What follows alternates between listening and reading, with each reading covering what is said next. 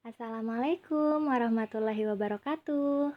Hai teman-teman, perkenalkan nama saya Faridatul Fikria dan rekan saya Aprianti Simorangkir. Di sini kita akan belajar tentang regresi linear sederhana dan regresi linear berganda.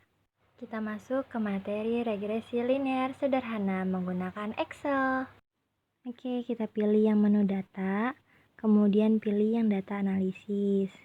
Apabila belum ada, kita klik file, kemudian kita pilih yang option, terus pencet yang add-ins. Di sini kita cari Excel add-ins. Pilih yang toolpath. Nah, di sini udah ada centangnya. Jadi kita tinggal pencet OK. Nah, apabila sudah muncul data analisisnya, kita langsung aja nih pilih di data analisis. Kita pencet. Nah, kita pilih yang regression. Oke. Di input year ranks, itu kita klik. Kemudian kita blok dari judul sampai C16.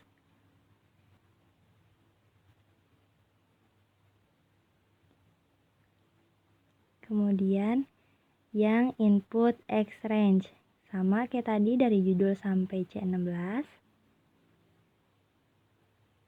Nah, di sini karena kita ngambilnya dari judul, jadi di labelnya kita centang ya.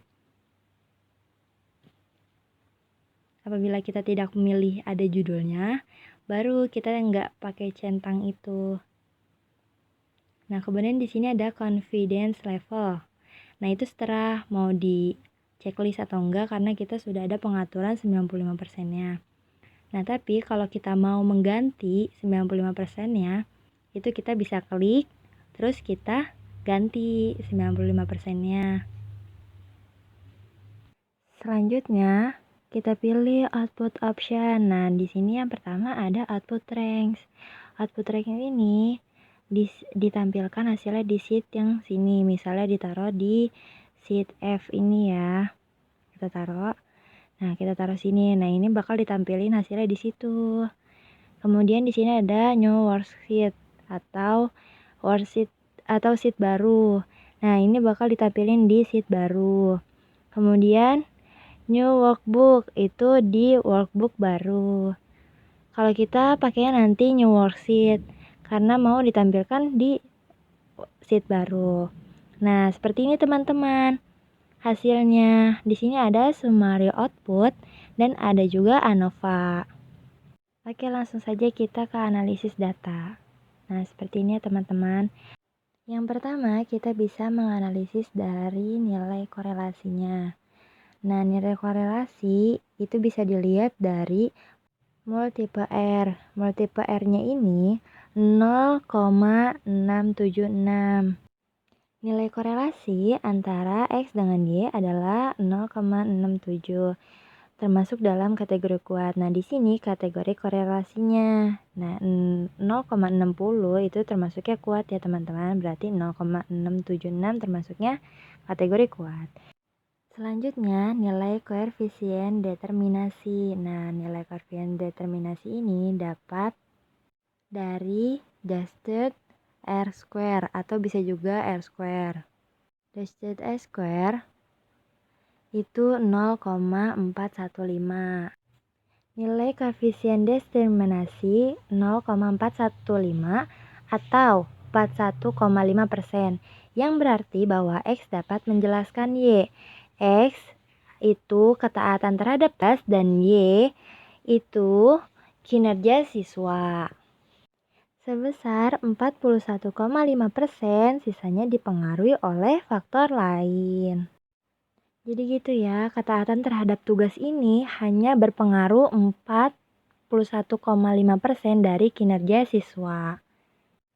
Lalu selanjutnya hasil output ANOVA yang menunjukkan bahwa F hitung sama dengan 10,94 dengan signifikansi 0,05. Nah, signifikan ini bisa dibandingkan dengan F tabel. Dengan mudah kita bandingkan signifikannya itu dengan alfa. Jadi signifikan 0,05 lebih kecil daripada alfa 0,05. Sehingga dapat kita simpulkan bahwa adanya pengaruh signifikan antara variabel X dengan variabel Y. Kemudian, regresi bisa dilihat dari tabel koefisiennya. Nah, dari tabel koefisien yang ini ya. Nah, ini tabel koefisien intercept-nya yaitu 12,69 dan X 0,59. Jadi, persamaan regresinya Y sama dengan 12,69 ditambah 0,591 X. Nah, jadi persamaannya itu ini. Y sama dengan 12,69 tambah 0,591 X. Yang berarti bahwa jika X-nya sama dengan 0 berarti extensionnya sama dengan 12,69. Selanjutnya, X positif 0,59, jadi pengaruhnya itu positif antara variabel X dengan variabel Y. Jadi ketika X-nya naik 1, maka Y-nya akan naik 0,59. Jadi seperti itu teman-teman. Sekarang kita lanjut ke materi regresi linear berganda. Langkah pertama, kita klik menu data.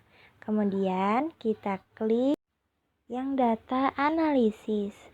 Seperti yang dicontohkan di video awal tadi ya, untuk mendatangkan menu data analisis ini. Kemudian, kalau sudah ada, langsung aja nih kita klik data analisisnya. Kemudian, kita pilih yang regression. Terus oke. Nah, seperti tadi kita input Y rank-nya dari judul sampai C11 kita blok. Kemudian kalau tadi itu cuma 1, sekarang kita bloknya 2 ya teman-teman. Jadi 2 kolom sekaligus kita blok dalam 1 kali ngeblok gitu. Di tahap ini ya teman-teman yang jadi pembeda, dimana kalau tadi itu kan linear sederhana itu di bloknya satu-satu.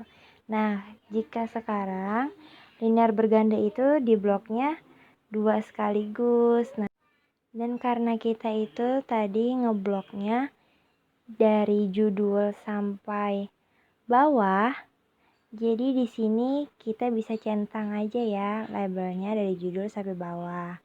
Nah, kemudian untuk confidence level itu nggak usah diapa-apain ya teman-teman.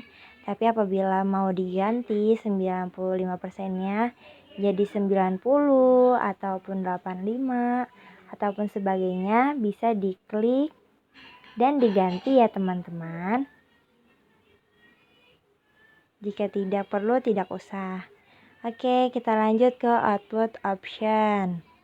Nah, di sini ada output range, di mana waktu saat kita mengoutput hasilnya itu ditampilkan di shift depan, di shift yang di halaman sekarang juga. Nah, kalau new worksheet itu sheet baru. Nah, kalau new workbook itu workbook baru. Nah, kita pilih yang new worksheet. Seperti ini ya teman-teman tampilannya. Ada summary output, ada ANOVA juga. Oke teman-teman, kita lanjut ke cara analisis datanya. Masih dapat dilihat di multiple R. Nah, di sini multiple R-nya itu 0,85. Dan nilai 0,85 ini termasuk dalam kategori yang sangat kuat. Nih kategori korelasinya ya teman-teman, kita berada di sini. Di 0,80 sampai 1,00. Ini adalah kategori yang sangat kuat. Kemudian nilai koefisien determinasi Di sini edges R square-nya itu 0,65, yang berarti bahwa X1 dan X2 itu menjelaskan Y sebesar 65,14%.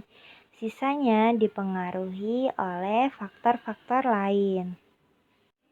Selanjutnya, hasil output ANOVA ini menunjukkan bahwa F hitung sebesar 9,411. Signifikansi F-nya itu lebih kecil daripada alfa. Nilai signifikan di sini 0,01, sedangkan nilai alfanya 0,05. Jadi nilai signifikansinya ini itu lebih kecil ya teman-teman dibandingkan alfanya. Bahwa adanya pengaruh yang signifikan antara variabel X1, X2 dengan Y.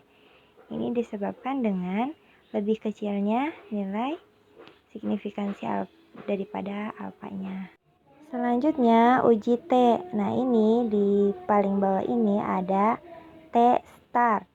Ini T hitung. T hitung ini bisa dibandingkan dengan T tabel. Dikarenakan di sini T tabelnya tidak ada, maka kita bandingkan signifikannya aja. Jadi P value.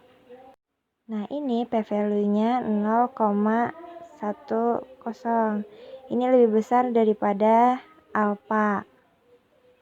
Sehingga dapat disimpulkan variabel X1 tidak signifikan mempengaruhi Y. Lalu X2-nya P value-nya itu 0,09, kurang dari alfa 0,05. Sehingga dapat disimpulkan variabel X2 signifikan mempengaruhi Y. Kemudian kita lanjut ke persamaan regresiannya. Bisa dilihat dari tabel coefficients-nya. Yang ini ya teman-teman. Intercept-nya negatif 13,81. X1-nya 0,56. X2-nya 1,09. Sehingga persamaan regresinya yaitu Y sama dengan min 13,81 ditambah 0,56 X1 ditambah juga 1,099 X2. Menjadi itulah persamaan regresinya. Artinya ketika X1 dan X2 itu 0, maka Y-nya adalah negatif 13,82. X1-nya positif 0,56. Berarti bahwa ketika X-nya naik 1, maka Y-nya akan meningkat juga jadi 0,563. Nah, begitu juga untuk X2. Ketika X2 meningkat sebanyak 1, maka Y akan meningkat juga 1,099. Oke teman-teman, jadi begitulah cara menggunakan regresi analisis berganda dengan Excel. Semoga dapat dipahami ya kedua materi ini. Mungkin cukup sekian dari kelompok kita. Terima kasih telah menonton. Wassalamualaikum warahmatullahi wabarakatuh.